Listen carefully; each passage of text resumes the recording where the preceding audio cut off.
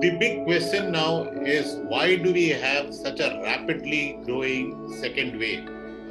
More than 1 lakh cases per day, and we've reached this in about 20 days from 25,000, whereas in the first phase, it took us about 60 days to reach this much. So it's 3 times faster.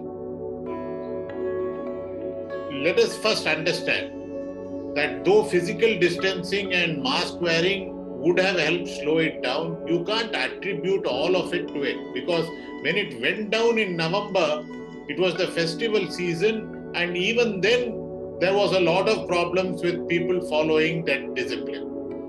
So that alone, though that is a necessary part of the transmission, that alone does not explain a second wave. Second wave happens in every country.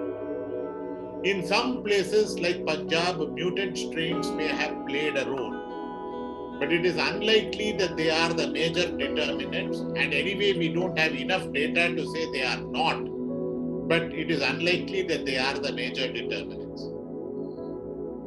So nor is it reinfection.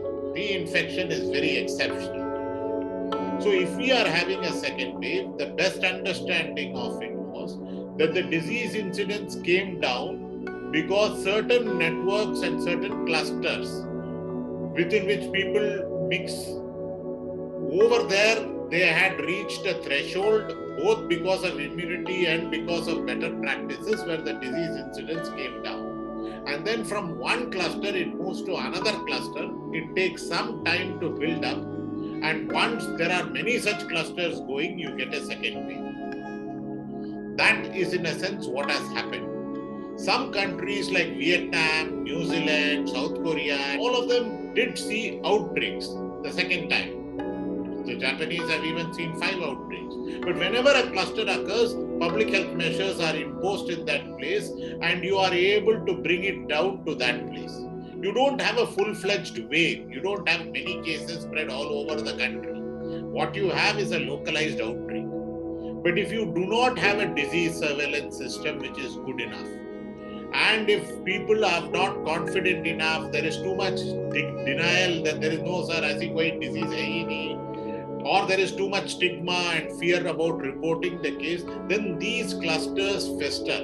And when many clusters add up, you snowballs into a second wave. This is a very likely phenomena that we are seeing. We can't be sure that it is it, but we see this across many countries.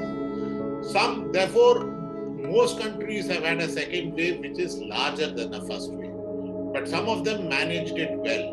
But others like Brazil, Mexico really lost it. It was a runaway second wave which had more deaths, more cases, more suffering, and we may have such a situation if we are really not careful. At this point of time, we are close to being in such a situation. And this is true of many Asian countries also.